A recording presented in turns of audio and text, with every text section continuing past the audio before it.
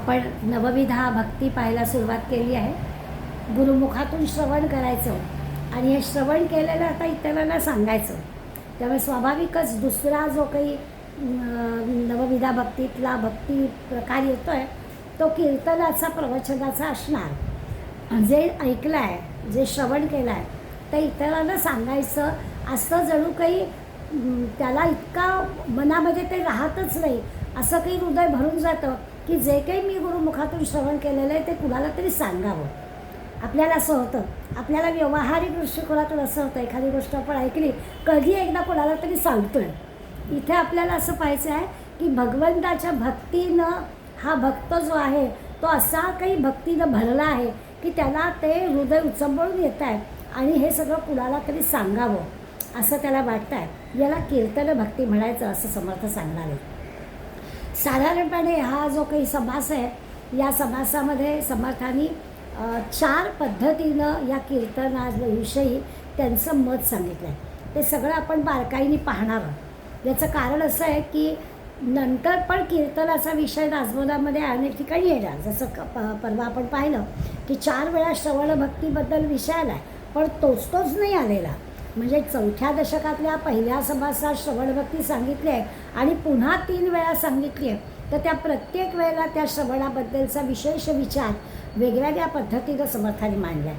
तसं आपल्याला दिसेल की कीर्तन प्रवचनाचा नंतर पुन्हा अनेक ठिकाणी विषय येणार आहे आणि त्या प्रत्येक वेळेला या कीर्तनासंबंधीचा एक वेगळा विचार, कारण समर्थांनी कीर्तनकार घडवले अशा अर्थाने जर पाहिलं तर त्या कीर्तनासंबंधीचे वेगळ्या गोष्टी आपल्याला ऐकायला पाहायला मिळणारच आहे. पण या नवविधा भक्तीतला जो हा कीर्तन भक्तीचा प्रकार आहे त्याच्यामध्ये आपल्या असं लक्षात येईल, जसं आपण 9 प्रकार आहेत, 9 पायऱ्या नाहीत असं मागच्या वेळेसच पाहिलं की याच्यातून काही श्रवणातून कीर्तन असा त्याचा अर्थ नाही. श्रवणाच्या साहाय्याने पण भगवंत आपण पोचता येईल. कीर्तनाच्या माध्यमातून कीर्तन ऐकणं आणि कीर्तन करणं दोनही गोष्टीच्या माध्यमातून आपल्याला भगवंत प्राप्ती होऊ शकते असा विषय समर्थ खरं म्हणजे सांगणार आहे. आणि मग खूप ऐकलं, आपण परवा बहुश्रोत शब्द पाहिला की खूप ऐकणारा, असं खूप ऐकलं की स्वाभाविकच तो बुद्धिमान होतोच आणि म्हणून प्रवचनाच्याद्वारे कीर्तनाच्याद्वारे आपल्याला कळलेली गोष्ट, आपण ऐकलेली गोष्ट, आपण वाचलेली गोष्ट इतरांना सांगावी असं वाटतं. म्हणजे भगवंताचं गुणगायन करावं अशी प्रत्येक त्या भक्ताला इच्छा होते. आता असं आहे की हे सगळं करण्यामध्ये आनंद मिळतो म्हणून माणूस करतो ना. म्हणजे असं करणारा आणि ऐकणारा दोघांनाही त्याच्यात आनंद मिळाला पाहिजे. ही खरी बेस ज्याला म्हणतो. कीर्तन भक्तीचा बेस काय, तर कीर्तन करणारा आणि कीर्तन श्रवण करणारा दोघांनाही आनंदाची प्राप्ती झाली पाहिजे. याच्यासाठी कीर्तन भक्ती करायची आहे. म्हणून त्या अंतःकरणाचं भगवंताच्या प्रेमाने भरून राहिलेलं असेल तर मग सांगणाऱ्याला आनंद मिळेल आणि तो जे सांगतो त्या ऐकणाऱ्याला पण आनंद मिळेल. ज्याचं अंतःकरण भगवंताच्या प्रेमाने उचंबळून आलेलं आहे त्याचा भावच असा शब्दातून व्यक्त होईल की ऐकणाऱ्याला सुद्धा स्वाभाविकच आनंद मिळेल. अशा पद्धतीनं या कीर्तनाकडे आपल्याला बघायचं आहे. 4 मी म्हटलं असं की 4 मुद्दे या समासात समर्थ सांगणारे, त्या सगळ्या मुद्द्यांचं आपण विश्लेषण करणार आहोत, कारण सगळेच मुद्दे महत्त्वाचे आहेत. समर्थांनी कीर्तनकाराला उद्देशून असं म्हटलं आहे की आपली तयारी कशी असावी, तर बहुत करावे पाठांतर, कंठी धरावे ग्रंथांतर, भगवत कथा निरंतर करीत जावी. असं दिसेल आपल्याला की 2च ओळी, पण त्या 2 ओळीमध्ये सगळ्या गोष्टी सांगितल्या. एक तर भगवत कथा करायला सांगितली, निरंतर करायला सांगितली. म्हणजे आज केली आणि वर्षभराने बोलावून आलं की बघू असं नाही, निरंतर कायमस्वरूपी हे चालू राहिलं पाहिजे. ते भगवत कथा करावी, निरंतर करावी, पुष्कळ पाठांतर करावं. कीर्तनकाराचं पाठ असलं पाहिजे, बहुत करावे पाठांतर. ज्या ग्रंथाबद्दल आपण बोलणार आहोत त्याचं अंतरंग उलगडलेलं असलं पाहिजे आपल्या मनामध्ये. बहुत करावे पाठांतर, कंठी धरावे ग्रंथांतर. त्या ग्रंथामध्ये नेमकं काय सांगितलं आहे ते आपल्या अंतरात साठवलेलं असलं पाहिजे. पानं उलगडायला लागता कामा नये. आणि मग अशा पद्धतीने ग्रंथाचा अभ्यास आपण करावा आणि इतरांना तो करायला लावावा असा सगळा विचार या कीर्तन प्रवचनाच्या माध्यमातून आपल्याला करायचा आहे. आणि एका अर्थाने संतांच्या ग्रंथातून आपल्याला जे मिळालेलं आहे त्याच्याबद्दलची कृतज्ञता कीर्तनकारांनी किंवा प्रवचनकारांनी आपल्या या कीर्तन प्रवचनाच्या माध्यमातून व्यक्त करावी. याच्यासाठी ही कीर्तन सेवा किंवा प्रवचन सेवा आहे. की आपल्यावरती संतांचे एवढे उपकार आहे की संतांनी त्यांच्या ग्रंथाद्वारा आपल्याला जे ज्ञान दिलं त्याच्याबद्दलची जी कृतज्ञता आपल्याला वाटते ती कृतज्ञता आपण या कीर्तनाच्या माध्यमातून, प्रवचनाच्या माध्यमातून इतर लोकांसमोर व्यक्त करावी, याच्यासाठी कीर्तन सेवा. दुसरा मुद्दा ते आपल्याला सांगतायत, ते म्हणाले की देवाचं काय माहिती आहे का, भगवंताला ना स्वतःला पण कीर्तन आवडतं असं समर्थाने आपल्याला सांगून टाकलं आहे की आपल्याला आवडतात की विशेष आहे, त्या भगवंताला सुद्धा कीर्तन फार आवडतं. भगवंत जिथे कीर्तन आहे, आपल्याला सगळ्यांना माहिती आहे की प्रत्यक्ष हनुमंत हे रामाशी जिथे कीर्तन चाललेलं आहे रामाच्या विषयावरचं, त्या ठिकाणी प्रत्यक्ष हनुमंत आलेलाच असतो. असे अनुभवाचे बोल अनेकांचे आहेत. हनुमंत चिरंजीव आहे, त्यावेळी चिरंजीव असणारा हनुमंत हा जिथे कुठे रामकथा चाललेली आहे त्या रामकथेच्या ठिकाणी असतोच असतो. सुदामाची जी भागवतामध्ये कथा आहे त्याच्यामध्ये सुदामाच्या कथेत अनेक ठिकाणी असं आपल्याला दिसतं. ती कथा भागवतात इतकी सुंदर सांगितली आहे की तो सुदाम आणि भगवंत हे दोघंजणं तसं पाहिलं तर मित्र म्हणायचे, पण एक म्हणतात तसा सिंहासनाधिष्ठित आणि एक अगदी दरिद्री, आणि या दोघांची मैत्री. पण ती मैत्री कशी आहे तर तो म्हणतो की अहो काय त्या मुठभर पोह्यासाठी दिली का सुवर्णनगरी कोणी, व्यवहारात आपल्याला पटणारच नाही. एक मुठभर पोहे दिले सुदामाने आणि अख्खी सुवर्णनगरीच देऊन टाकली त्या सुदामाला त्याने. इतकंच कशाला, निजस्वरणीमध्ये देव ओढितो भक्त रूप आहे म्हणे. त्यामुळे अहो देवसुद्धा ना माळ करतो. आपण जसा जप करतो ना तसा भगवंत पण जप करतो. आपण भगवंताचं नाव घेतो ना जपा, श्रीराम जय राम जय जय राम, श्रीराम जय राम जय. तो काय करतो असा प्रश्न पडल्यावर तो म्हणे भक्तांची नावं घेतो. इतकं भक्ताचं भगवंतावर प्रेम असणं स्वाभाविक आहे, पण भगवंताचं पण भक्तावर प्रेम असतं असं त्या सुदामाच्या कथेमध्ये आपल्याला पाहायला मिळतं. आणि सुदाम जेव्हा भगवंताचं सगळं दालनाच्या दालनं बघतो ना, एका पटोट्यात त्याला बिचारा झोपडी पण नाही आहे राहायला, आणि हा भगवंताची दालनाच्या दालनं एका पटोट्यात बघतो आहे. त्याच्या दालनांमध्ये पण एका ठिकाणी देवघर दिसलं. तेव्हा पण सुदामाला आश्चर्य वाटलं की या देवाच्या घरात देवघर म्हणजे काय, देवाचंच घर आहे ना सगळं, मग त्याच्यात आणखीन एक दालन देवघर. म्हणून सुदामाने म्हणे डोकावून पाहिलं तर त्याच्या लक्षात आलं की ह्याच्या देवघरामध्ये कोण आहे. आपल्या घरात देवाची हे असतं ना, मारुती आहे, राम आहे, काय देवी अन्नपूर्णा आहे, गोपाळकृष्ण आहे. आपल्या घरातले देव आपल्याला माहिती आहेत, त्यांची पूजा रोज करतो. देव कुणाची पूजा करतो असा प्रश्न सुदामाला पडला. आणि सुदाम पाहतो आहे तर सुदामाच्या लक्षात आलं की अरे इथे तो काय सगळे आपणच आहोत. सुदाम आहे, त्या गोपी आहे, तो लंगडा पांगडा सगळे त्याचे मित्र सगळे आहेत आणि त्यांची पूजा करतो हा भगवंत. त्यामुळे कीर्तन सेवेमध्ये ही महत्त्वाची गोष्ट भगवंत सांगणार आहे की मला पण म्हणजे देवाला पण ही कीर्तन सेवा, प्रवचन सेवा अधिक आवडते. म्हणजे कुठल्या पद्धतीनं आपण भगवंताची सेवा करावी असं भक्ताला प्रश्न पडला तर भक्त उत्तर देईल की हो मला भगवंताकडून जे मिळालं ते सांगावं वाटतं, हे बरोबरच आहे. पण याची निवड भगवंतानी पण केली आहे की हो मला पण ना कीर्तन सेवेतून आवडतं. आपण कीर्तन सेवा म्हटली की नारदाची आठवण आपल्याला होते. नारदाचं नावच नारायण नारायण असंच ते करायचं आहे, कारण नारद हा कीर्तन सेवेचा ध्वज आहे असं आपल्याला. तो ब्रह्मदेवाचा मुलगा आहे आणि तो नारदांनी कीर्तन सेवा केलेली आहे. असो मुळात काय तर कीर्तन का करावं तर देवाला पण आवडतं म्हणून कीर्तन करावं. याच ह्याच्यात भगवंत समर्थाने आपल्याला सांगितलं की कथेचं सूत्र जे आहे ना ते सूत्र विसरता कामाने अशा पद्धतीनं कथा मांडावी. कीर्तनाला एक रचना असते, प्रवचनाची रचना. आणि प्रवचनाचं समजा एखाद्या ओळीवर आपल्याला बोलायचं असेल किंवा एखाद्या समासावर बोलायचं असेल तर सुरुवातीला आपण त्या समासाचा आढावा घेतो आणि मग काय नेमकं समर्थानं सांगायचं आहे त्याच्यात जे बिटवीन द लाईन्स असतं ते पण आपण सांगतो. कीर्तनाचे पूर्वरंग उत्तररंग. मग पूर्वरंगामध्ये आपण जो काही विषय घेतलेला आहे त्या विषयाला पूरक असणाऱ्या सगळ्या संतांच्या गोष्टी सांगायच्या आणि मग त्याचा एखादा दाखला देणारं एखादं उत्तररंगामध्ये कथा सांगायची. अशी एक रचना असते कीर्तनाची. तर ती जी कीर्तनाची रचना आहे ती कधी मोडू नये. कीर्तनाची प्रवचनाची जी काही पद्धती आहे त्या पद्धतीप्रमाणे राहावं. नाहीतर विषय एक आणि भलतंच काहीतरी मांडणी. म्हणजे सुनील दादा आमचे नेहमी सांगायचे की म्हणाले अहो मंदिराच्या उद्घाटनाला पाहुणा बोलावला आणि मूर्तीमध्ये भगवंत नाही, घरात प्रत्येक माणसामध्ये भगवंत आहे, या विषयावर तो कीर्तनकार प्रवचनकार बोलला तर कसं चालेल. त्यांनी मंदिर बांधण्यासाठी लोकांकडून देणग्या गोळा केल्या आहेत, तर मंदिराचंच महत्त्व सांगायला पाहिजे ना. तर असं विषयाला धरून त्या कीर्तनकाराने विषय मांडावा. सूत्र जे आहे ते आपलं सोडू नये, विषयाचं सूत्र जे आहे ते लक्षात घ्यावं. आणि म्हणून समर्थांनी या कीर्तन सेवेला अनुकूल असणाऱ्या गोष्टी आपल्या करुणाष्टकातल्या एका करुणाष्टकात पण मांडलेल्या आहेत, की त्यांची भगवंताचं सगळं मागणी केली समर्थांनी. आपण नेहमीच्या रोजच्या दैनंदिन याच्यामध्ये ती म्हणतो, कोमल वाचा रे दे रे राम, अनेक दाटी दे रे राम, रसाळ मुद्रा दे रे राम, जाडकथा मज दे रे राम, दस्तकटाळी दे रे राम. हे सगळं कीर्तनाला अनुकूल आहे, की कीर्तनामध्ये संगीत असायला पाहिजे, कीर्तनामध्ये टाळ मृदुंग काही वाद्य असायला हवी, थोडा अभिनय असायला हवा.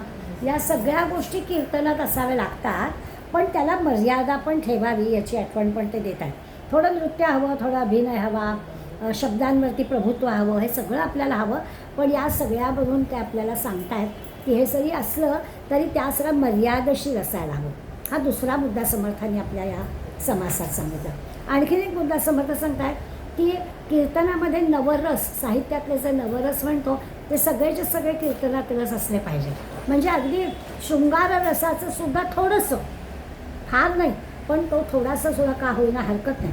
शांत रस असावा, करुण रस असावा, भक्तिरस विपुल असावा, पण 9च्या 9 रस कीर्तनात असायला हरकत नाही असं त्यांनी म्हटलं आहे. एकूण काय, लोकांना रोचक होई अशी धडाकेबाज कथा करावी, लोकांना आवडलं पाहिजे. तास कुठे गेला, 2 तास कीर्तन चाललं आहे, 2 तास कुठे गेले कळताच कामा नये, अशा पद्धतीने लोक गुंतून राहतील अशा प्रकारचं कीर्तन करावं असं समर्थ आणखीन एक मुद्दा आपल्याला सांगतात. एकंदर कीर्तनामध्ये काही आर्या असावी, पद असावी, दोहे असावे, सगळ्या भाषातलं पण असावं, मध्येच काहीतरी एखाद्या दुसऱ्या भाषेतला दोहा ऐकवावा असं पण करायला हरकत नाही.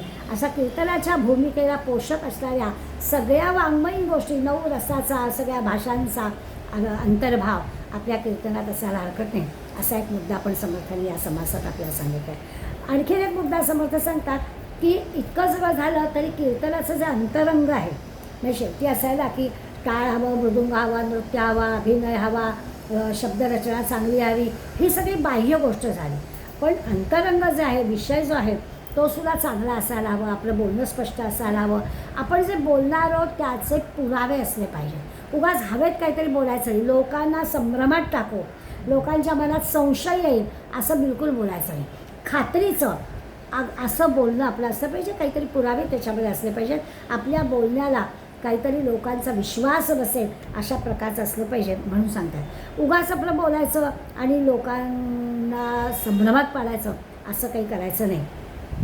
हां, लोकांचं अगदी करमणूक नाही, पण मन भगवंत भक्तीमध्ये गुंतून राहील अशासाठी जे काही आपल्याला करायचं आहे. म्हणजे समर्थ वर्णन करतात की इतकं रंगून जायचं की जणू काही सगळ्या इंद्रियांचे कान केले गेले पाहिजे. म्हणजे डोळ्यांनी वेगळं नाही, कानांनी श्रवण करायचं, डोळ्यांनी पण श्रवणच करायचं, मनाने पण श्रवणच करायचं. अशा कीर्तन प्रवचनामध्ये सगळी इंद्रिय ही कानात साठवलेली असली पाहिजे. असं किती ऐकू आणि किती नाही असं वाटलं पाहिजे, असं कीर्तन करावं. त्याच्यासाठी कीर्तनाचा जो विषय आहे तो विषय पण आपल्याला या पद्धतीने निवडला पाहिजे. विद्यार्थ्यांच्यासोबत बोलायचं आहे तर मग आपल्याला कुठला विषय आहे, शिवाजी महाराजांचं बालपणच सांगायला पाहिजे किंवा चावलाचं काहीतरी आपल्याला एखादं आख्यान लावलं पाहिजे, त्यांना काय रुचेल असं वाटलं पाहिजे. अशा पद्धतीने विषयाची निवड पण करावी असं पण आपल्याला समर्थ सांगणार आहे. आणि मग समासाच्या अखेरच्या भागात कीर्तनामुळे नेमकं काय घडतं, एवढी कीर्तन सेवा नवविधा भक्तीतली एक महत्त्वाची भक्ती सांगितली आहे, तर खरंच याचा काय उपयोग होतो, तर याचा उपयोग भगवत प्राप्ती. सगळ्या गोष्टींचा मुळातला उद्देश एकच आहे की भगवंताची प्राप्ती होणं, आत्मज्ञानाची प्राप्ती होणं, सर्वानुभूती परमेश्वर हे आपल्याला कळणं. दुसरी अगदी सुरुवातीच्या ह्याच्यातच लक्षात येतं की कीर्तनकाराची आणि कीर्तन श्रवण करणाऱ्याची सुद्धा वाणी शुद्धी होते. चांगलं बोलणं, शुद्ध वाणी बोलणं, अपशब्द मनात तोंडून न येणं, ह्या गोष्टीसुद्धा कीर्तनाच्या श्रवणाने आणि कीर्तन करणाऱ्यांनी सुद्धा होतात. आता नियम म्हटला की नियमाला अपवाद असतात, तो भाग आपण बाजूला करूया, कारण असंही आपल्याला उदाहरणं समाजामध्ये दिसतात. पण त्या गोष्टी आपण बाजूला ठेवायच्या आणि चांगलं काय आहे त्याचाच विचार करायचा की श्रोता आणि वक्ता या दोघांचाही अशा पद्धतीने वाणी शुद्ध होईल एकाग्रता वाढेल, ऐकण्याची क्षमता वाढेल. बोलणाऱ्याच्या क्षमतेप्रमाणे श्रवण करण्याची क्षमता पण पाहिजे ना. वक्ता किती बोलेल पण श्रोता पण तितकाच असला पाहिजे. अशा दोन्ही दृष्टीने विचार करता वाणीशुद्धी, एकाग्रता आणि भगवत भक्तीचा किंवा भगवत प्राप्तीची कीर्तनाने स्वाभाविकच ती प्राप्ती होते. असा शेवटचा मुद्दा पण त्यांनी सांगितला. समर्थांनी मनाच्या श्लोकामध्ये सुद्धा हरिकीर्तने प्रीती रामी धरावी असं कीर्तनाची महती सांगितली की भगवंताच्या कीर्तनाने काय होतं तर रामाबद्दलचं प्रेम वाढतं, भगवंताबद्दलचं प्रेम वाढतं. तर हरिकीर्तने प्रीती रामी धरावी आणि त्याच्या पुढल्या वेळेला देहे बुद्धी ते निरूपणी विसरावे. किती त्या निरूपणामध्ये तल्लीन होऊन जावं, एकाग्र होऊन जावं की देहबुद्धी विसरून जावं. म्हणजे आपला गुडघा दुखतो आहे, मी एवढा वेळ कसे काय मांडी घालून बसले. जेव्हा माणूस कथेमध्ये रमतो तेव्हा आपल्या देहबुद्धीचा विसर पडतो. मग आपल्या लक्षात येतं की आज माझा अजिबातच पाय दुखला नाही. इतकं त्या विषयामध्ये किंवा त्या कीर्तनाच्या कथेमध्ये रंगून गेलं तर माणूस देहबुद्धी विसरतो. बऱ्याचदा असं होतं की आपल्याला आजदा काही मूडच लागत नाही, डोकं दुखतं आहे, आज नको जाऊया. आणि मग लक्षात असं येतं की नको, आपण मंदिरात आज कीर्तन आहे, सहयोगला काहीतरी कार्यक्रम, आपण तिथे जाऊन बसूया. आणि मग लक्षात असं येतं की आपण विसरूनच गेलो की आपल्याला बरं वाटत नव्हतं. हे अशी जी काही एकाग्रता, अशी ज्या विषयाशी जी जोडणी आपल्या मनाची होते त्यामुळे आपल्याला देहबुद्धी विसरायला होते असं पण समज सांगतात. नाथांचा पण एक अभंग आहे. नाथांच्याकडे कीर्तनाची परंपरा होती. नाथ हे असे संत आहेत की त्यांच्या कुळामध्ये परंपरेने कीर्तनं चालू झाले होते. तर नाथांनी कीर्तनाविषयी फार सुंदर सेवेले काय करावं तर सगुण चरित्रे परमपवित्रे सादर वर्णावे. कीर्तन कसं असावं तर उत्तमातले उत्तम संत चरित्र किंवा असं परम श्रेष्ठ पवित्र असणाऱ्या गोष्टीच कीर्तनामध्ये मांडाव्या. विषयाची निवड करताना नाथ सांगतायत की असं परमपवित्र सगुण चरित्र एखाद्या संतांचं, एखाद्या सामाजिक कार्यकर्त्याचं, एखाद्या क्रांतिकारकाचं असं चरित्र कीर्तनामध्ये मांडावं. सज्जन वृंदे मनोभावे आधी वंदावी. म्हणजे आपण बाकीच्यांचा विचार करायचा आहे. जी सज्जन माणसं आहेत, जी सात्विक प्रवृत्तीची माणसं आहेत त्यांच्या मनाला आनंद होईल अशा प्रकारची मांडणी करावी, त्यांना बरं वाटेल असं करावं. संत संगे अंतररंगे नाम बोलावे. संतांची संगत धरली तर आधी नामस्मरणाचा बरोबर भर द्यावा. सगळ्या संतांची समान एक सांगणं आहे. प्रत्येकाने आपापल्या पद्धतीनं भगवत कार्यासाठी आपल्याला पुढे नेलं, पण नाम सगळ्यांनीच घ्यायला सांगितलं. नामाविषयी सगळ्यांचं समान धागा आहे. प्रत्येकजण नामाचं महात्म्य सांगताच आहे. म्हणून नाथ पण सांगतात की काय करावं तर संत संगे म्हणजे संतांची संगत धरावी आणि अंतररंगे नाम बोलावे. अंतरामध्ये सतत भगवंताचं नाम असावं. कीर्तनरंगी देवा सन्निध सुखेची डोलावे. कीर्तनामध्ये आता आपण पाहिजे थोडा अभिनय असावा, थोडं नृत्य असावं, डोलत राहिलं पाहिजे. कीर्तनात असं काही तल्लीन होऊन गेलं पाहिजे की त्यांच्या त्या सांगण्यामध्ये, त्यांच्या संगीतामध्ये, त्या नृत्यामध्ये आपण अगदी बुडून गेलं पाहिजे. आपल्या स्वामी विवेकानंदांची गोष्ट हे आठवेल की नुसते बिचारे बग्गीत बसून चालले होते आणि बडोद्याचे महाराज होते बरोबर नास्तिक असणारे आणि समोर कृष्णाची पालखी येते. कधी ते त्या बग्गीतून उतरले आणि त्या कृष्णाच्या पालखीच्या त्या लोक जे काही नाचत होते गोपाळकृष्णाचं नाव घेऊन त्या नाचण्यामध्ये स्वामीजी तल्लीन होऊन नाचायला लागले. त्यांचं त्यांनाच कळलं नाही.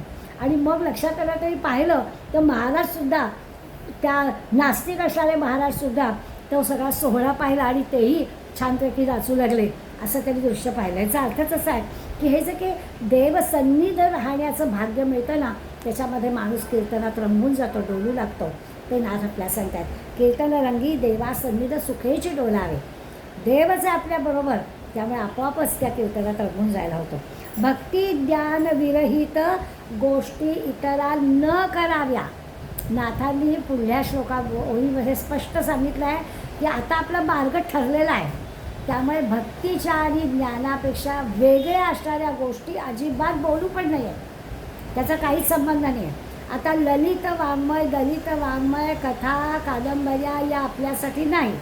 70-72ला आल्यानंतर आपल्याजवळ किती वेळ आपल्याला माहिती नाही, त्यामुळे आता या सगळ्या गोष्टींमध्ये वेळ वाया घालवायचा नाही असं नाथांचं आहे. भक्ती ज्ञान विरहित गोष्टी इतरांना न कराव्या, त्या करूच नयेत. काय करायचं आहे रोजचं वर्तमानपत्र वाचून जे मनाला क्लेश देणारं आहे, कशाला हवं आहे वाचायला? उघडलं पान की हेच आपल्याला वाचायला मिळतं. तर नाथ आपल्याला सांगतात हे काही वाचूच नाही. आता ज्ञान आणि भक्ती याच्या पलीकडलं काही वाचायचं नाही. प्रेम भरे या वैराग्याच्या युक्ती विवराव्या. भगवंताचं प्रेम वाढण्याच्या ज्या काही युक्ती आहेत त्याच्याबद्दल काहीतरी विवरण करावं, बाकी काही करू नये. जेणेकरून मूर्ती ठसावी अंतरी श्रीहरीची, असं काहीतरी करा की भगवंत आपल्या हृदयस्थ आहेच आणि जराही तो हलता कामा नाही, तिथेच तो असला पाहिजे. ऐसी कीर्तन मर्यादा आहे संतांच्या घरची. अशी कीर्तनाची फार मोठी परंपरा नाथाने आपल्याला सांगितली आहे. असं कीर्तन असावं. कीर्तनातून काय मिळवायचं, तर या सगळ्या गोष्टी मिळवायच्या असं नाथाने आपल्याला सांगितलं. हे जे 4 मुद्दे या कीर्तन भक्तीमध्ये सांगितले त्याचा आपण थोडासा विचार करूया. आणि चालू काळामध्ये खरंच आपल्याला या सगळे 4ही मुद्दे त्या कीर्तनामधून खरंच मिळत आहेत का, किंवा तसं कीर्तनकाराच्या दृष्टीनं पण तसं घडतं आहे का, किंवा श्रवण करणाऱ्या तुमच्या आमच्या बाबतीत पण असा सगळा आनंद आपल्याला मिळतो आहे का, याचा विचार करायला पाहिजे. म्हणजे अनुकूल प्रतिकूल दोन्ही गोष्टी कीर्तनामध्ये ज्या घडत आहेत त्या सगळ्याचा विचार समर्थांनी पण केला आहे. 350 वर्ष 400 वर्षापूर्वी केला आहे आणि आजही थोड्याफार प्रमाणामध्ये तसं किंबहुना वाढलेलं असं होईल. अगदी महत्त्वाची गोष्ट म्हणजे कीर्तनकारांनी किंवा प्रवचनकारांनी बिरागी न घेता कीर्तन करावं, हा समर्थांचा दंडकच आहे. समर्थ म्हणतात बिरागी नाहीच वागायचे. आणि आज आपल्याला कीर्तन प्रवचनाला कोणाही निमंत्रित केलं की पहिला त्या कार्यक्रमाच्या संयोजकांचा फोन असतो, आपलं अपेक्षा काय आहे. इथेच मुळे आपलं आणि समर्थांचं वेगळेपण आपल्याला कळतं की आम्ही विचारतोच बिरागी काय तुमची आहे, तुमचं काय जाण्याचं काय करणार आहात, आम्ही खर्च द्यायचा आहे का तुम्ही करायचं आहे. समर्थाला बिलकुलही मान्य नाही आहे. समर्थांचा जो शिष्यवर्ग आहे, समर्थांचे जे महंत आहेत, अगदी प्रत्येक मठामध्ये असणारी जी ही तरुण मुलं आहेत त्यांना त्यांनी कीर्तनकार बनवलं आहे. आणि स्वतः जायचं, मठमंदिरामध्ये जायचं, आपण कीर्तन करायचं, लोकांना आनंद द्यायचा, आपण नाचायचं, आपण भगवत भाव आपल्या अंतःकरणातला गोळा करायचा, लोकांच्या मनातला भगवत भाव गोळा करायचा. अशा पद्धतीनं समाजामध्ये मिसळण्याचा कीर्तनाचा एक प्रकार म्हणून समर्थ आपल्याकडे बघताय. आणि तसा त्यांनी भक्ती सांगितली. सामान्य श्रोत्याला खिळवून टाकण्यासाठी हे सगळं करायचं आहे. पैशासाठी आपल्याला याच्यातून काय मिळणार आहे हा विचार समर्थांना मान्यच नव्हता असं आपल्याला दिसेल. दुसरं असं आहे की मगाशी म्हटलं की अंतःकरण आपलं प्रेमाने भरून गेलं असेल तरच आपल्याला ते लोकांपर्यंत मांडता येईल. म्हणजे आपला अभ्यास पुरेसा असेल तरच ते आपल्याला लोकांना सांगता येईल. आणि त्यामुळे सांगत राहणं, कीर्तनाच्या प्रवचनाच्या माध्यमातून सांगत राहणं ही खरी त्याची पण ईश्वर प्राप्तीची साधन आहे. हा तर आपला अनुभव आहे. मी पण नेहमी म्हणते की तुम्ही मंडळी ऐकता म्हणून माझा अभ्यास होतो. ज्या दिवशी काही प्रवचन सेवा नाही आहे त्या दिवशी सुट्टी असते ना, मग थोडासा अभ्यासाकडे दुर्लक्ष होतं. याचा अर्थच असा आहे की हे जे काही आपण करतो आहे त्या ईश्वर प्राप्तीची साधना करण्यासाठी हा एक मार्ग असतो. त्या कीर्तन सेवा, प्रवचन सेवा ही ईश्वर प्राप्तीची साधन आणि ती आवडीची आणि जिव्हाळ्याची व्हावी. हे ओझं नाही आहे, हे करावं नाही लागता कामा, हे आपल्याला आवडावं लागतं. म्हणजे जसं आपण नेहमी श्रेयस आणि प्रेयस शब्द वापरतो की हे आपल्या हिताचं आहे, ईश्वर प्राप्ती होणारं आहे, मग ते आपल्या कल्याणाचं हिताचं जे आहे तर ते आपल्याला आवडायला लागलं पाहिजे, त्याच्याबद्दल आपल्याला जिव्हाळा प्रेम वाटलं पाहिजे असं पण समर्थ आपल्याला सांगतात. आणखीन आत्ता सांगितलेल्या मुद्द्यामधलं एक ईश्वर सेवा म्हणून आपण हे करायचं आहे ना, पैशासाठी करायचं नाही आहे. अकबराच्या आणि तानसेनाच्या चरित्रामधला प्रसंग आपल्याला माहिती आहे. अकबराच्या दरबारामध्ये तानसेन होता, उत्तम गायक. तानसेनाचं संगीत आणि अकबराला संगीताची जाण होती आणि आवड पण होती. आणि मग एक दिवस अकबराच्या मनात असं आलं की हा तानसेन इतका सुंदर गातो आहे तर याचे गुरु किती सुंदर गात असतील. आणि म्हणून त्या एक दिवस तानसेनाला विचारतो बादशाह की काय रे म्हणे, मला एकदा तुझ्या गुरूंचं हे ऐकायचं आहे, गाणं ऐकायचं आहे, तर आपल्याला मिळेल का, तर येतील का गुरु आपल्याकडे, आपण त्यांना बोलावूया. तानसेनचे गुरु होते गुरुदास महाराज. ते राहायचे गंगा किनारी. ते म्हणाले तानसेन मिळाला ते काही यायचे वगैरे राहील, आपल्याला त्यांच्याकडे जावं लागेल. तर राजा म्हणाला असं कसं आहे की आपण त्यांची सगळी व्यवस्था करू, त्यांची आणण्याची नेण्याची, ते म्हणतील ते आपण त्यांना बिदागी देऊ, त्यांना आपल्या दरबारात घेऊन ये, सगळ्यांना त्या दरबारामध्ये त्यांच्या संगीताचा आनंद घेता येईल. तानसेन म्हणाले माझे गुरु येणार नाही. तानसेनाने स्पष्ट सांगितलं आपल्याला जर ऐकायचं असेल त्यांचं संगीत तर आपल्याला त्यांच्याकडे जायला लागेल. पुन्हा आपण जाऊ आणि ते गातील ह्याची खात्री नाही. त्यांच्या मनात येईल तेव्हा ते गातील, आपल्याला वाट बघावी लागेल. किती वाट बघावी लागेल ते पण मला सांगता येत नाही. कदाचित 4-5 दिवस लागतात. त्यांचं मन मानेल तेव्हा ते हातात घेतील वीणा आणि गायला लागतील, तर आपल्याला ऐकायला मिळेल. अरे बापरे, तानसेनाच्या एवढ्या सगळ्या गोष्टी ऐकल्यावर आणखीनच अकबराला उत्साह आला. आणि मला असं आहे का आता तुझ्या गुरूंना भेटल्याशिवाय राहायचंच नाही. आणि झालं वेश पालटून तानसेन आणि बादशाह दोघंजणं ह्या गुरुदास महाराजांकडे आले. आणि खरोखरच 4-5 दिवस वाट बघावी लागली. आणि एके दिवशी पहाटे पहाटे गुरुदास महाराजांचा मूड लागला आणि खरोखरच त्या संगीताच्या आनंदामध्ये तानसेनच काय आणि बादशाहच काय सगळे अक्षरशः बुडून गेले. खूप खूप आनंद झाला बादशाहला. आणि मग आनंद मनासारखं सगळं झालं. गुरुदास महाराज बरं वेषांतर करून गेला होता, त्या ओळख द्यायची नव्हते, त्यामुळे गुरुदास महाराजांना वंदन केलं आणि तानसेन आणि बादशाह परत राजधानीत यायला निघाले. आणि तेव्हा वाटेमध्ये बादशाही त्याला विचारलं की अरे काय इतकं सुंदर तुझे गुरु गातात, तू इतका सुंदर नाही गात, असं का बरं होतं. तेव्हा जे उत्तर दिलं आहे तानसेनाने ते आपण लक्षात घ्यायचं आहे. तानसेन बादशाहाला असं आलं, बादशाह मी तुमच्या खुशीसाठी गातो आणि माझे गुरु भगवंताच्या खुशीसाठी गातात. मी गातो ते तुम्ही खुश व्हावं आणि मला बिदागी मिळावी म्हणून गातो, आणि माझे गुरु गातात ते भगवंताच्या प्रेमाने गातात. हा फरक कीर्तनकारांनी लक्षात घ्यावा. कुठे पैसे जास्त मिळणार आहेत, बिदागी जास्त मिळणार आहे म्हणून तिथे कथा छान करायची, आणि एखाद्या ठिकाणी काही मिळणार नाही आहे मग आपली कथा कशी तरी करायची, असं कीर्तनकारांनी करायचं नाही. हे जणू काही त्यांना आपल्याला सांगायचं आहे. समर्थाने या कीर्तन समासामध्ये अनेक ठिकाणी आहे. त्यामुळे आपण काय यश कीर्ती प्रताप महिमा आवडी वर्णावा परमात्मा. आपल्याला नेमकं काय करायचं तर परमात्म्याचं गुणगान करायचं आहे. त्यामुळे भगवंताचं यशकीर्ती वर्णन करावं, इतकं परमात्म्याचे गुण गावे की जेणे भगवत भक्ता आत्मा संतुष्ट होईल. ऐकणाऱ्याचा आत्मा संतुष्ट झाला पाहिजे, भगवंताच्या प्रेमाने संतुष्ट झाला पाहिजे. असं प्रेम भगवंताचं ऐकणाऱ्याच्या अंतःकरणात पण समोरून आलं पाहिजे असं ते सांगतात. म्हणून करुण कीर्तनाची लोटे कथा करावी धडधडाटे, श्रोतयांची श्रवणपुटे आनंद भरावे. किती समर्थाने वर्णन केलं आहे. कंप, रोमांच, स्फुराणे, प्रेमाश्रूसहित दोन्ही गोष्टी सांगितल्या की इतकं मन भरून यावं की डोळे नुसते अश्रूंनी भरून यावे. त्या कथेमध्ये इतका श्रोता रमून जावा की अनेकदा लोकांनी डोळ्याला बायकांनी डोळ्याला पदर लावावा, रुमाल लावावा असं होईल. कारण देवद्वारी लोटांमध्ये घालीत जावी.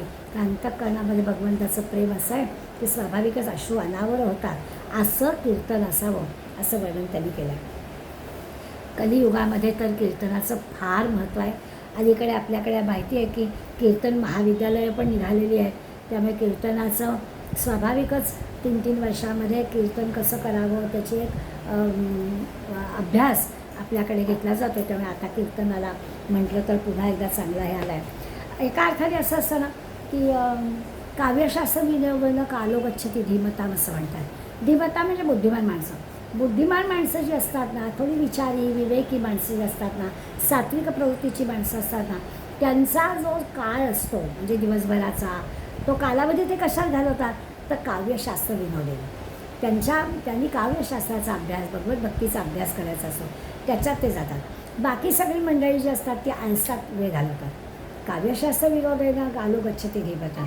बाकीच्या लोकांबद्दल बोलायला नको. जी बुद्धिमान माणसं नाही, विचारी विवेकी नाही, ती आपला वेळ कसा घालवतात तर असतंच ना, टाईमपास करायला दूरदर्शनचं हे आपल्या हातातच असतो रिमोट, आणि मग काहीच नाही काम की आपण ते लावून बसतो, तो त्याचा वेळ असा वाया घालवतात.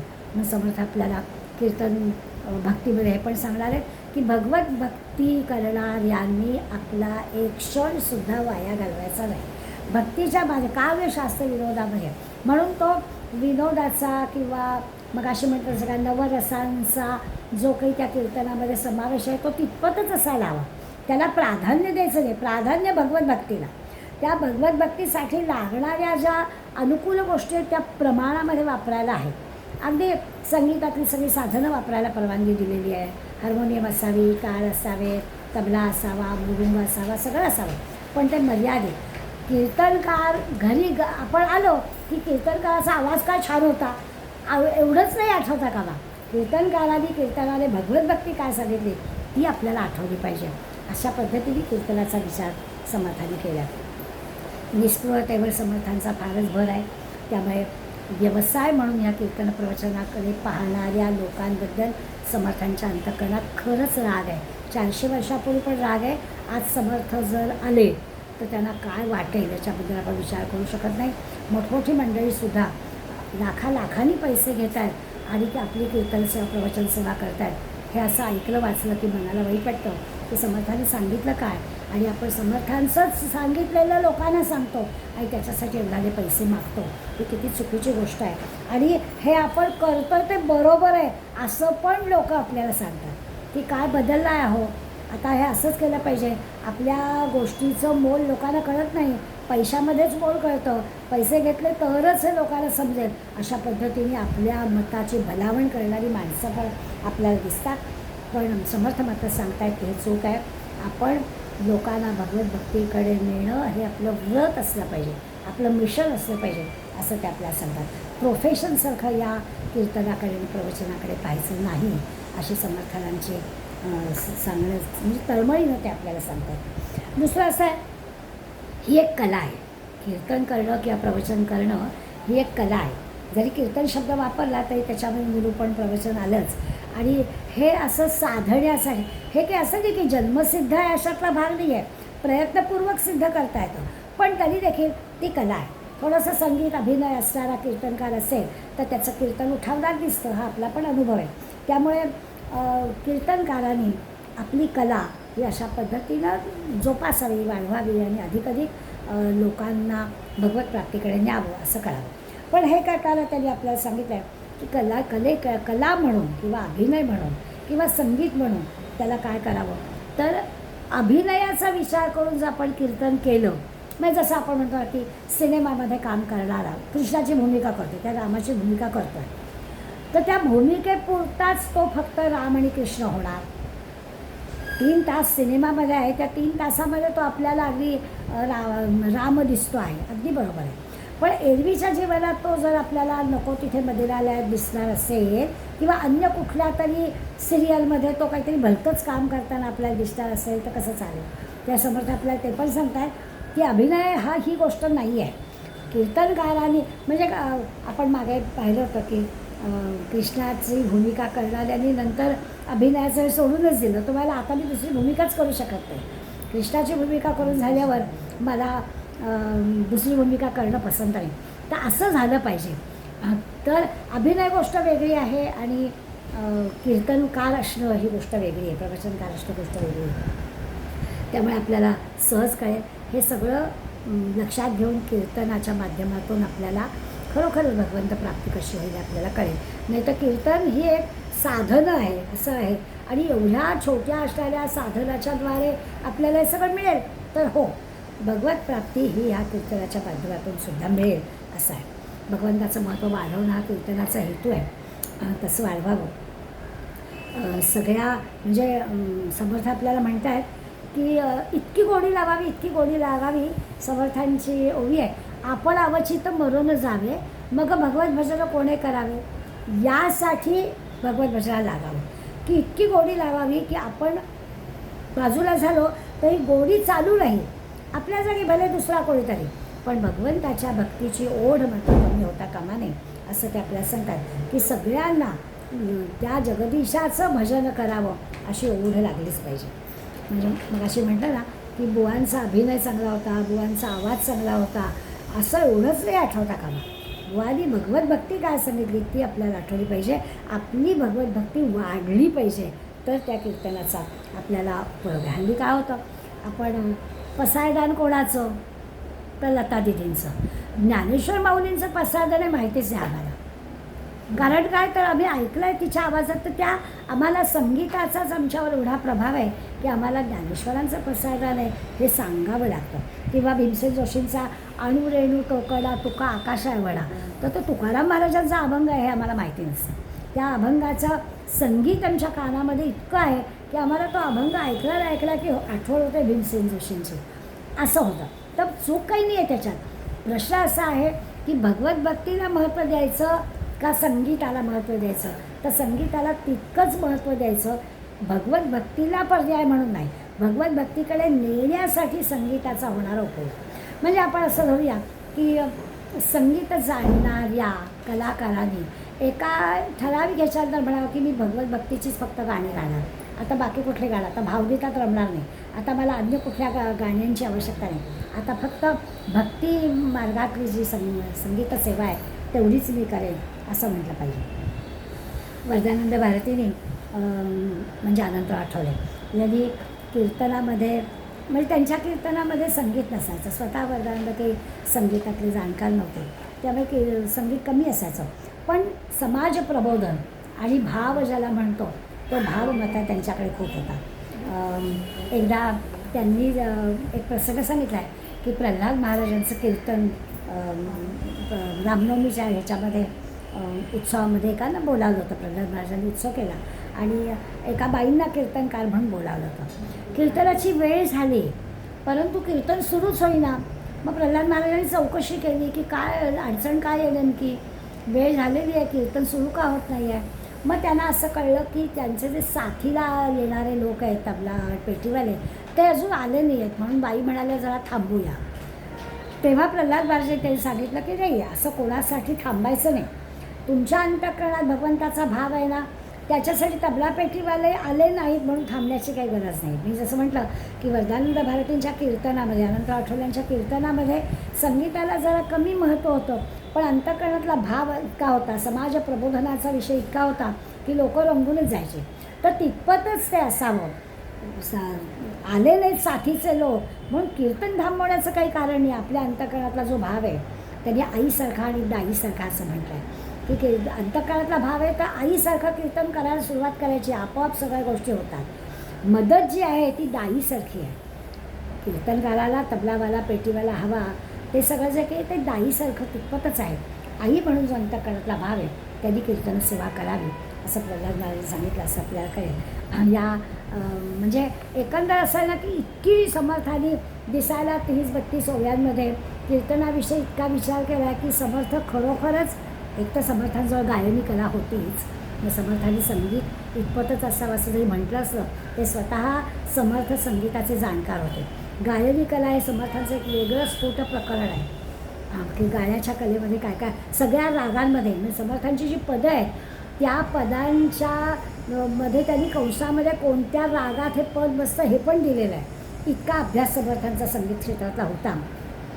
त्यामुळे कीर्तनकाराला संगीत आलं पाहिजे याबद्दल काही दुमत असण्याचं कारण नाही. बेलसरे दरवर्षी एक सप्ताह घ्यायचे गोंधवल्याला आणि गोंधवल्याच्या त्या सप्ताहाच्या अखेरच्या दिवशी ते नेहमी सांगायचे की घरी गेलात ना की बाबा बेलसरांना विसरलात तरी चालेल, अगदी महाराजांना विसरलात तरी चालेल, पण नाम विसरू नका. याचा अर्थच तो आहे की कीर्तनातलं आपण काय लक्षात ठेवायचं याला खरं प्राधान्य दिलं पाहिजे. इतकं संगीतावर समर्थांचं प्रेम असूनसुद्धा समर्थ आपल्याला सांगत आहे की या सगळ्यामधून भगवंताचं प्रेम वाढेल हाच विचार प्रामुख्यानं झाला पाहिजे. दुसरं असं की कीर्तनकाराजवळ प्रसंगावधान असलं पाहिजे. विषय मांडताना म्हणजे आठवेल ते नाही बोलायचं आहे, ठरलेलं आहे ते बोलायचं आहे. बऱ्याचदा असं होतं प्रसंगावधान पाहिजे बरोबर आहे, पण ते आठवेल तसं नाही बोलायचं. तो प्रसंगावधानाला योग्य असेल असं त्यांनी करायलाच पाहिजे. समोर असलेले श्रोते कोणत्या प्रकारचे आहे, त्यांची आवड काय आहे याची जाणीव आधी सगळा विचार करून ठेवला पाहिजे आणि त्याप्रमाणेच गेलं पाहिजे. मी नेहमी गमतीला म्हणते, शाळेत शिक्षिका असल्यामुळे मला पुष्कळदा अनुभव आहे की मुलांना स्नेहसंमेलनाच्या वेळेला जो कोणी पाहुणा बोलवलेला असतो ना त्यांनी पटकन एखादी गोष्ट सांगून भाषण आवरावं. कारण मुलांना नंतर होणाऱ्या कार्यक्रमामध्ये, नंतर होणाऱ्या बक्षीस समारंभामध्ये सगळं काय तो रस असतो, त्याच्यासाठी ती मुलं एवढी आलेली असतात. आणि मग हा जर माणूस असा बोलायला लागला तर मुलं इतका त्रास देतात, मुलांना आवडतच आहे. तसं श्रोते कोण आहेत याचा विचार करावा आणि त्याप्रमाणे कीर्तनाचा विषय निवडावा. प्रसंगावधान म्हणजे काय तर हे की आपल्याला कशाला जास्त प्राधान्य द्यायचं आहे हे त्यांनी कीर्तनकारांनी ठरवायला पाहिजे श्रोत्यांच्या याच्यावरून, की श्रोते कोणत्या प्रकारचे आहेत, कोणत्या विचाराचे आहेत, कोणत्या आवडीचे आहेत, त्यावरून ते ठरवायला पाहिजे. समोर बसलेला साधक जो आहे तो चांगला साधक असेल, साधना करणारा असेल, तर मग त्याला पूरक असणारा भाव जागृत होईल किंवा पूरक असणारा भाव त्याच्या अंतःकरणात निर्माण होईल. अशा प्रकारचं कीर्तनाचा विषय असावा. म्हणजे अशी पथ्य सांभाळता आली, प्रसंगावधानी असलं पाहिजे. म्हणजे काय तर हे पथ्य सांभाळता आलं पाहिजे की श्रोत्यांना नेमकं काय आवडेल हे त्या कीर्तनकाराला कळलं पाहिजे. सगुण निर्गुणाचा समन्वय त्याला साधायचा आहे. सगुणाच्या द्वारे निर्गुण निराकार भगवंताकडे पण जायचं आहे. सगळ्याचा मूळ उद्देश तोच आहे. सगुणाचे जे आधार आहे, निर्गुण पाहिजे निर्धार आहे, इकडेच जायचं आहे. सार काय असार काय हे पण आपल्याला कळलं पाहिजे. योग्य काय अयोग्य काय, श्रेयस काय प्रेयस काय, हे सगळं कीर्तनकाराने विचारात घेऊनच करायचं आहे. दुसरं असं की स्थान महात्म्य पण त्याला कळलं पाहिजे. त्याच्यासाठी सुद्धा जसं असतं ना की व्यवहारात आपल्याला हे बरोबर कळतं. क्रिकेटच्या मैदानावर कोणी बॅडमिंटन खेळेल का? हो, नाही खेळणार. त्या ठिकाणी ती गोष्टच केली पाहिजे. किंवा बिलियर्ड्सच्या टेबलावर कोणी कॅरम खेळायला जाणार आहे का? नाही चालणार. पूल टेबल आहे आणि तिथं कोणी कॅरम खेळायला जाणार, तसं कसं चालेल? त्या ठिकाणी ती गोष्ट केली पाहिजे. तसंच आहे की आपण कुठल्या ठिकाणी कीर्तन करायला आलेलो आहोत, प्रवचन करायला आलो आहोत हे लक्षात घ्यायचं आणि त्याप्रमाणेच आपल्या विषयाची मांडणी झालेली असली पाहिजे असं पण समर्थ सांगतायत. आता असा अनुभव आपल्याला सहसा नाही आहे, पण आपला मूळ ठरवूनच केलेलं असतं की बोलावणं करून विषय सांगितलेला असतो कीर्तनकाराला आणि त्याच विषयावर तरी कीर्तन करावं असं अपेक्षित असतं. पण कधी कधी असं होतं की शाळेमध्ये कीर्तनाला एखाद्याला बोलावलं. हल्ली असतं शाळेमध्ये सुद्धा मुलांना माहिती व्हावं म्हणून शाळेमध्ये कीर्तनाला बोलावलं. तर शाळेमध्ये कल्पना चावलाचंच चरित्र सांगितलं गेलं पाहिजे. शाळेमध्ये आपल्याला तानाजी मालुसरेचं चरित्र सांगितलं गेलं पाहिजे. अशा पद्धतीने मुलांना काय रोचक वाटेल असं चरित्र निवडावं असं पण समर्थ आपल्याला सांगतात. पण तसंच असेल म्हणजे आता कधी कधी असं होतं की विरोध किती असू शकतो. गंमत आहे पण खरी आहे. भक्त निवास बांधलेला असतो आणि बोर्ड लिहिलेला असतो इथे निवासाची व्यवस्था होणार नाही. म्हणजे काय? भक्त निवास जर बांधलेला आहे तर भक्तांच्या निवासाची व्यवस्था व्हायलाच पाहिजे. आहे जसं व्यवहारात आपण म्हणतो तसं आहे की तुम्हाला जिथे बोलावलं आहे तिथे त्या पद्धतीनंच तुमचा विषय मांडणी झाली पाहिजे. लोकांना ते आवडलं पाहिजे. तारतम्य ज्याला म्हणतो ते तारतम्य त्यांनी पाळलं पाहिजे कीर्तनकारांनी. समर्थ शिक्षक आहेत ना, त्यामुळे समर्थ बारीक बारीक गोष्टीसुद्धा चांगल्या आणि वाईट म्हणजे सुरुवातीलाच मी म्हटलं की कीर्तनकाराबद्दल नुसतं कीर्तनाने काय करावं एवढंच नाही सांग, काय करू नये हे पण त्यांनी आपल्याला सांगितलं आहे. ते चांगल्या वाईट दोन्ही गोष्टी ते आपल्याला सांगतात. तयारी उत्तम करावी. श्रोत्यांचे काही प्रश्न असतात, त्या श्रोत्यांच्या प्रश्नाला कीर्तनकारांनी आणि प्रवचनकारांनी कंटाळून जाता कामा नये. फार तर असं म्हणावं की मला अभ्यास करावा लागेल, मला कुणाचा तरी सल्ला घ्यावा लागेल, मला माहिती नाही आहे असं पण म्हणायला काही हरकत नाही. परंतु श्रोत्यांच्या शंकांना कंटाळणं हे काही कीर्तनकार प्रवचनकाराला शोधणारी गोष्ट नाही आहे. बरं, श्रोत्यांना काय जमेल तीच गोष्ट सांगावी. एकदा म्हणे कीर्तनकारांनी कीर्तनामध्ये सांगितलं की आपण काही संकल्प सोडलेला आहे रामनामाचा, तर प्रत्येकाने रोज 100 तरी माळा कराव्या आणि जसं जसं तुम्ही त्या 100 माळा करायला लागाल ना तसं तसं तुमच्या लक्षात येईल की आपल्याला आज जेवढा वेळ लागला तेवढा उद्या लागणार नाही, कमी वेळामध्ये होईल. हे किती चुकीचं सांगणं आहे. आपण जर विचार करता आपल्याला कळेल की आपण जप करतो तो जप जर आपला श्वासावर आधारित असेल तर आपल्याला जसा जसा त्या श्वासावरती जपाची आपल्याला सवय होईल तसा जपाला वेळ लागायला लागतो. म्हणजे आज आपल्याला समजा 13 माळाला 35 मिनटं लागली तर उद्या 13 माळांचा जप करायला 40 मिनटं लागतील. अशा पद्धतीने आपल्याला खरं अनुभव वेगळा आणि त्याचं सांगणं वेगळं असं कीर्तनकाराचं असता कामा नये असं पण समर्थ आपल्याला सांगतात की लोकांना असा सल्ला द्यावा की त्याला तो पटला पाहिजे. आपला श्वास संथ व्हायला लागला की स्वाभाविकच लयबद्ध अशा श्वासामुळे आपल्या जपाला वेळ लागतो असं घडतं. म्हणून जप ही जी आहे गोष्ट ती शांतपणानं आणि अशीच करण्याची आहे. त्यामुळे अशी जर केली तर मग ती संख्या कमी होईल ना. कमी वेळामध्ये जास्त नाही होणार, उलट तेवढीच जपसंख्या व्हायला वेळ जास्त लागेल असं आपल्या लक्षात येईल. रामकृष्ण परमहंस नेहमी म्हणत असत की नदीचा उगम कुणाला दिसत नाही, बरोबर आहे. आपल्याला काय दिसतं की जिथून डोंगरातून पाणी येतं तिथे मग आपण काय करतो, तिथे गोमुख बसवतात आणि मग तिथून नदीचा उगम झाला आहे असं आपल्याला दिसतं. तसं वक्त्याचं आहे. वक्ता जे बोलतो ते त्याच्या वाणीतून आलेलं असतं, त्यामुळे लोकांचा त्याच्यावर विश्वास बसतो. म्हणून वक्त्याने बोलताना विचारपूर्वकच बोलावं. श्रोत्यांना पटेल, रुचेल, योग्य असेल, त्यांची दिशाभूल होणार नाही, ते गोंधळून जाणार नाही, अशा पद्धतीचंच बोलणं असलं पाहिजे. बरं, आपल्या कीर्तनकाराच्या, प्रवचनकाराच्या ज्या काही नियम आहेतच, त्या नियमांचं काटेकोर पालन केलं पाहिजे. समर्थांनी तर स्पष्ट सांगितलं आहे की आपल्या असं विद्वत्तेचं प्रदर्शन म्हणून ह्या गोष्टी करायच्या नाही आहे. तर आपण जर घेतलेली गोष्ट आहे ती की हे मी भगवत भजन करणार आहे, हे मी माझ्यासाठी घेतलेली गोष्ट आहे, ती प्रामाणिकपणे आपण करावी. म्हणून काही ओव्या तर घ्यायच्यात पण ब्राह्मण्य रक्षावे आदरे. आता हे घेतलं आहे ब्राह्मण्याचा अर्थ की मला जे कळलेलं आहे भगवंताच्या भक्तीबद्दल ते मी आदराने दुसऱ्याला सांगेन आणि मग त्याच्यासाठी उपासनाद्वारे हे करीन. म्हणजे स्वतः पण उपासना करीन, दुसऱ्याला जर आपण उपासनेची साधनेबद्दल सांगतो कीर्तनामध्ये माहिती प्रवचनामध्ये, तर आपण स्वतः पण ती केली पाहिजे. आणि मग ते पुढे म्हणतात, गुरुपरंपरा निर्धारे चळेची नेदावी. इतकी गुरुपरंपरा पाळावी, तिथून कधीच आपण बाजू राहू नये, चळता कामा नये, ढळता कामा नये. म्हणजे स्वतः साधना करावी, उपासना करावी, तरच आपला लोकांना सांगण्याचा उपयोग होईल. नाही तर कीर्तनकारांनी कीर्तनात सगळं सांगायचं आणि स्वतः मात्र काहीच करायचं नाही, असं करता कामा नये. सगुण कथा या नाव कीर्तन. अद्वैत म्हणजे निरूपण. समर्थाचं कीर्तन म्हणजे काय, तर कीर्तनामध्ये सगुणाची कथा सांगावी, म्हणजे संतांची कथा सांगावी, भगवंताच्या कथा सांगाव्यात, भगवंत ज्या सगुण रूपात आलेला आहे त्या रूपाच्या कथा सांगाव्यात, बरोबर आहे. आणि निरूपण जे असतं ते अद्वैताचं करावं, म्हणजे निर्गुण निराकार भगवंताचं करावं. कथा सांगावी सगुणाची आणि त्याद्वारा निर्गुण निराकार ब्रह्माची, आत्म्याचं निरूपण करावं. म्हणजे योग्य ठिकाणी आपल्याला जायचं आहे कुठे, तर सर्वानुभूती परमेश्वर आहे तिथे न्यायचं आहे, पण सगुणाच्या द्वारे आपल्याला न्यायचं आहे. सगुण रक्षून निर्गुण बोलत जावे.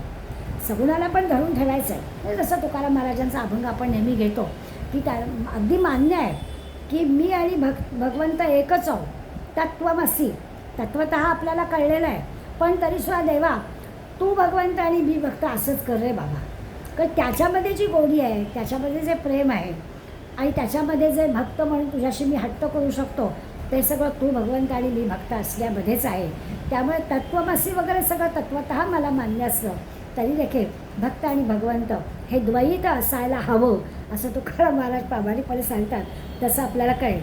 तर ते पण आपल्या असं सांगतात की असं रक्षून बोलत जावं, हे लक्षात ठेवावं आणि त्याप्रमाणेच आपण सगुणाची कथा सांगावी आणि निर्गुणाकडे त्यांना द्यावं. असो वक्तृत्वाचा अधिकार अल्पासन घडे सत्योत्तर.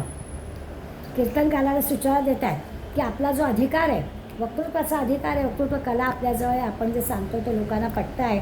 अल्पासन घडे सत्योत्तर. वक्ता पाहिजे साचार अनुभवाचा आणि मग आपल्या बोलण्याला काही शंका घेतली जाईल असं असता कामा नये. मग काय असलं पाहिजे, तर तो वक्ता असा असला पाहिजे की त्यांनी स्वतःचे अनुभव सांगितले पाहिजे, म्हणजे मग लोकांचा विश्वास बसेल. नाहीतर मग सत्यता वाटणार नाही आपल्या बोलण्यामध्ये. सत्योत्तर आपल्या बोलण्यामध्ये लोकांनी शंका घेतली तर आपण सांगू काय, आणि लोक काय सांगतात, त्यांच्या काय सांगण्याला सांगतात मोठं काय काय, प्रत्यक्ष काही करत नाहीत काही, असं होता कामा नये. अशा पद्धतीनं अद्वैत तत्त्वज्ञानाबरोबर जो वेदांत पण आपल्याला सांगायचं आहे, सगळं चैत्र सांगायचं आहे, तसं करावं. कीर्तनकाराने आणखीन एक गोष्ट लक्षात ठेवावी की आपल्याला नवीन पिढी तयार करायची आहे. आता ही तर फारच मोठी आजही आवश्यक असणारी गोष्ट आहे.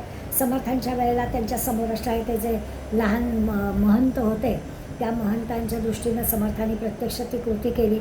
अनेक कीर्तनकार समर्थांनी तयार केले. त्यांचे जे शिष्यगण होते त्या शिष्यगणामध्ये खूप मोठी यादी आहे की त्यांनी कीर्तनाचा अधिकार त्यांना दिला. वेंडास्वामींना कीर्तनाचा समर्थांनी अधिकार दिला होता आणि म्हणजे की स्वतः समर्थ वेण्णास्वामींचं कीर्तन ऐकायला समोर बसायचं आहे असं पण आपल्याला दिसतं. उद्धवाला तरी कीर्तनाचा अधिकार दिला होता, दिनकराला तरी कीर्तनाचा अधिकार दिला होता. म्हणजे आपल्या शिष्यांमधले याला योग्य कोण आहेत ते त्यांनी ओळखले होते आणि त्यांना ही सगळी जी होती ना, ही सगळी समर्थांची प्रचारक मंडळी होती. ठिकठिकाणी जाऊन कीर्तनाच्या द्वारा लोकांमध्ये जागरूकता निर्माण करण्याचं खूप मोठं काम त्या काळामध्ये जे आवश्यक होतं ते समर्थांनी केलं. याचबरोबर कीर्तन करणाऱ्या या मंडळीला त्यांच्या बारीक सूचना पण होत्या. जसं मगाशी म्हटलं की बौद्ध करावे पाठांतर, कंठी धरावे ग्रंथांतर, तसं ते आणखीन एक आपल्या सांगतात. पहिले ते लिहिणे, दुसरे ते वाचणे. समर्थ आपल्या या सगळ्या शिष्यमंडळी जे कीर्तनकार म्हणून काम करणारे त्याला सांगितलं की आपण लिहावं, खूप वाचावं, लिहून काढावं आणि तिसरे ते सांगावे अर्थांतर. आणि तिसऱ्या भूमिकेवर अर्थांतर सांगावे, अंतरातला अर्थ उलगडून सांगावा. म्हणजे आधी वाचावं, लिहावं, अंतरात साठवावं आणि तो अंतरात आपल्याला कळलेला अर्थ लोकांना सांगावा. अशा सगळ्या भूमिकेतून कीर्तनकार करणाऱ्यांनी अभ्यास करावा असं ते सांगतात. कीर्तनकारांनी तासनतास अभ्यास करावा. समर्थांचं सांगणं आहे खूप नवनवीन ग्रंथ वाचावे. आता आपण ना प्रत्येक ठिकाणी अर्थ लक्षात घ्यायचा आहे. एकीकडे आपल्याला सांगितलं आहे की खूप वाचू नये, एखादा ग्रंथ निवडावा आणि तोच वाचावा. आता कीर्तनकाराला काय सांगितलं आहे, नवनवीन ग्रंथ वाचावे, सगळं आपल्याला माहिती पाहिजे. समजा असं झालं की एखाद्या गावात परत जायची वेळ आली तर पूर्वी त्या गावातल्या लोकांनी तुमचं कीर्तन ऐकलं आहे, तेच कीर्तन नाही, कॉपी नाही तीच करायची. मग त्याच गावात गेलं असेल तर वेगळ्या पद्धतीनं तो विषय आपल्याला मांडता आला पाहिजे. म्हणून ते सांगतात की खूप ग्रंथ वाचावेत. आपली कीर्तनाची तयारी अशी असावी की आपल्याला वेगवेगळा विषय मांडता आला पाहिजे. चातुर्मासामध्ये प्रवचन करायचं असेल तर मग त्या विषयाची पुनरावृत्ती. लोक 4-4 महिने म्हणजे 120 वेळा कीर्तन करायचं आहे तर किती आख्यानं त्याची तयार पाहिजे. मग एवढी 120 आख्यानं तयार करायची तर खूप वाचन करायला हवं. त्या विविध ग्रंथांचं वाचन, विविध संतांची चरित्र आपण अभ्यासली पाहिजेत असं ते सांगतात.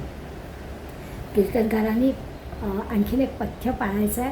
ते समर्थन सांगितलं आहे, आत्मचरित्र सांगू नये, मी माझं बोलू नये, मी कसा घडलो, मी काय केलं, मला कसं जमतं, स्वतःविषयी कीर्तनकारांनी काही बोलू नये.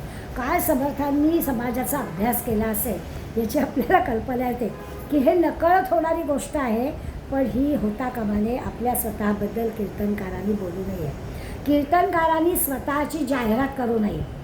आज आपल्याला असं दिसतं कीर्तनकाराचे पत्रकं छापतात, एवढ्या एवढ्या विषयांवर मी बोलतो आणि ती पत्रकं आपण वाटतो लोकांना किंवा आपल्याला वाचायला मिळतात. किती विषयांवरती मी कीर्तनं करू शकतो याची यादी कीर्तनकार देतात, जाहिरात करतात आणि समर्थ आपल्याला सांगतात की आपल्याबद्दल कीर्तनात बोलू नये. मी हे करेन, मी तसं करेन असं नाही. असं असावं की नुसतं नाव ऐकलं तरी लोकांनी गर्दी करावी, आपोआप लोकांनी गर्दी करावी. तिकीट लावून कीर्तन नसतंच, ते मंदिरामध्ये कीर्तन असतात. लोकांनी स्वखुशीनं जे दिलेलं असतं ते कीर्तनात असतं आणि स्वतःचा चरितार्थ चालेल याच्या इतपत काळजी लोक घेतात, याची खात्री पण समर्थ देतात की काही मागायची आवश्यकता नाही आहे.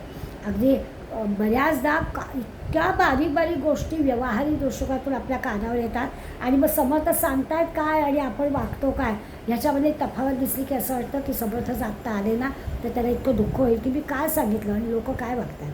अहो, बिदागी देणाऱ्या कीर्तनकाराला बिदागी दिली आहे तर नंतरची जी आरती होईल त्या आरतीचे पैसे देवस्थानचे आहेत असं डिक्लेअर करतात लोक. किंवा कीर्तनकार पण डिक्लेअर करतो की बिदागी काय दिली ती त्या कैदी दिले पण आरतीतले जे पैसे आहेत ते माझेच आहेत. त्याला काय म्हणावं. समर्थ स्पष्टपणाने सांगतात की स्वतःबद्दल बोलू नये, व्यावहारिक गोष्टी करू नये, बिदागी घेऊन कीर्तन करू नये. कीर्तनासंबंधीची मतं समर्थांनी आपल्याला अशी दिलेली आहे. आता अशा काही सगळ्या वाईटच गोष्टी नसतात, चांगल्या गोष्टी पण असतात. किती कीर्तनकारांनी किंवा किती प्रवचनकारांनी आपल्यापुढे आदर्श घालून दिलेला आहे. थोडा विचार केला तर आपल्याला कळेल की त्यांनी व्यावहारिक दृष्टिकोन जराही ठेवला नाही. सावरकर कीर्तनासंबंधी असं म्हणायचे की कीर्तनाला सत्प्रवृत्ती म्हणजे सत्प्रचार झाला पाहिजे. सत्प्रवृत्तीच्या लोकांनी केलेला सत्प्रचार अशा अर्थाने कीर्तनाकडे पाहायचं आहे. आणि खरोखर कीर्तन हे अप्रतिम साधन आहे आणि त्यामुळे त्या दृष्टीनं सावरकर म्हणतात ह्या कीर्तनाकडे पाहावं. आता असं जर पाहायचं असेल तर हे सगळे जे काही कीर्तनाबद्दलचे चुकीचे रिवाज आपल्याकडे पडलेले आहेत ते सगळे सावरकरांच्या मनामध्ये नव्हते. अशा अर्थाने त्यांनी कीर्तन किती परिणामकारक आहे असं आपल्याला सांगितलं. पांगारकरांनी पण असं सांगितलं की यवनांचा काळ होता. समर्थांनी जेव्हा ही कीर्तन परंपरा कीर्तन भक्ती आपल्याला सांगितली त्यावेळेला यवनांचं आपल्यावरती सत्ता होती. त्यावेळी यवनांच्या काळामध्ये जी काही धार्मिक गळचेपी आपली चालली होती, लोक जे घाबरलेली होते त्या लोकांचं हे जे घाबरलेपण आहे ते दूर व्हावं, भीती दूर व्हावी याच्यासाठी कीर्तनकारांनी काम करायचं आहे. म्हणजे आपला हेतू लक्षात घेतला पाहिजे. प्रत्येक ठिकाणी व्यावहारिक गोष्ट कुठेच समर्थांनी आपल्याला करायला सांगितली आणि या सगळ्या मोठ्या लोकांनी पण समर्थांच्या या कीर्तन सेवेमधला आवश्यक भाव आपल्याला सांगितला की काय केलं पाहिजे. तर श्रोत्यांच्या अंतःकरणामधलं भय दूर झालं पाहिजे आणि भगवंताचा दृढ निश्चय मनामध्ये असला पाहिजे. ह्याच्यासाठी कीर्तनाचं माध्यम हे अत्यंत चांगलं आहे असं आपल्याला सांगितलं. मदन मोहन मालवीयांनी हिंदू जगतामध्ये कथा और कीर्तन से संस्कृती की रक्षा होती है असं म्हटलं. किती कीर्तनाला महत्त्व आहे. तर आपली संस्कृती पुढल्या पिढीपर्यंत जायला हवी असेल तर हेच एक योग्य माध्यम आहे. आपल्याला पटेल की आपल्या स्वाभाविकच सध्याचा आपण माध्यमांचा विचार केला तर आकाशवाणी, दूरदर्शन, वर्तमानपत्र आणि आपल्या सोशल मीडिया या सगळ्या माध्यमांचा आपल्यावर काय परिणाम होतो आणि मग कीर्तन प्रवचनाचा काय परिणाम होतो याची तुलना आपण केली तर आपल्या लक्षात येईल की खरंच संस्कृती आपल्याला कळायला हवी असेल, आपला धर्म आपल्याला कळायला हवा असेल, आपला योग्य तो इतिहास आपल्याला कळायला हवा असेल, आपल्या पुढल्या पिढीला हे सगळं जागृत करायचं असेल तर कीर्तन प्रवचन हेच माध्यम मदन मोहन मालवीय म्हणतात ते बरोबर आहे. आणि त्याच माध्यमातून फक्त हे कळेल, बाकी या अन्य सगळ्या माध्यमातून ही जागरूकता येणार नाही. डोंगरे महाराज फार सुंदर कथा करायचे. डोंगरे महाराज कथा सुनने से पाप जलते है. म्हणजे पापपुण्याचा विचार केला तर आपल्या लक्षात येईल गंगा स्नान केल्यावर जसं पापक्षालन होतं तसं म्हणाय की नुसती की कथा ऐकली, कीर्तन ऐकलं, प्रवचन ऐकलं की आपलं अंतःकरण शुद्ध झालेलं असलं पाहिजे. इतकं मनन चिंतन स्वाध्याय वाढतो कीर्तनाच्या माध्यमातून. अशा सगळ्या गोष्टी कीर्तनाच्या द्वारा आपल्या होतात. म्हणजे नवविधा भक्तीमध्ये कीर्तनाला फार महत्त्व दिलं आहे. कलियुगामध्ये कीर्तनाला फार महत्त्व आहे. त्या पद्धतीनं कीर्तनाच्या ज्या सगळ्या अटी समर्थांनी आपल्याला सांगितलेल्या आहेत त्या अटींचा अगदी बारकाईनं आपण विचार करून कीर्तन प्रवचनद्वारा जनजागृती ही करायला हवी. आणि जिथे कुठे आपल्याला असं दिसेल की अरे ह्याला खीळ बसते आणि भलतंच काहीतरी होत आहे तिथे आपल्याला लोकांना जागरूक करायला पाहिजे. आज आपल्याला दिसतं, वाईट वाटतं आपल्याला की खरोखरच एक व्यवहार म्हणून किंवा व्यवसाय म्हणून जेव्हा कीर्तन प्रवचनकार ह्याच्याकडे पाहतात त्यावेळेला आपल्याला वाटतं की धनासाठी मानासाठी या गोष्टी करू नयेत. समर्थांनी केल्या नाही, स्वतः केल्या नाही.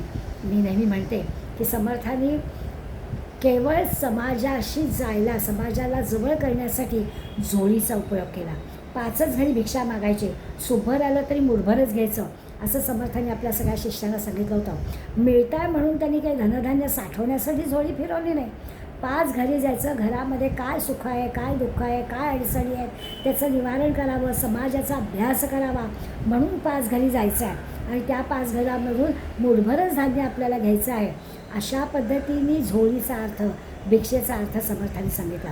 कीर्तनकारांनी एवढं तरी लक्षात घ्यावं आणि आपण कीर्तन करायचं, प्रवचन करायचं, विधागीतं घ्यायचीच, तिकीट लावून लोकांकडनं घ्यायचं आणि शिवाय समर्थांच्या झोळ्या पण फिरवायच्या असं मात्र कृत्य करू नये. कारण समर्थांच्या ह्या सगळ्या सांगण्याचा काहीच त्याचा परिणाम होणार नाही असं होईल ना. म्हणून आपण आजही कलियुगामध्ये कीर्तनाचा जो काही महत्त्वाचा भाग आहे, परिणाम होणारी गोष्ट आहे, ती परिणाम होणारी गोष्ट आजच्या कीर्तनकारांनी सुद्धा हे लक्षात ठेवून करायला हवी. तरच समर्थांच्या या कीर्तन भक्तीचा उपयोग आपल्याला होईल असं प्रामाणिकपणे मला वाटतं. सध्या दिसतं ते चित्र फार वेगळं दिसतं म्हणून मनाला वाईट वाटतं.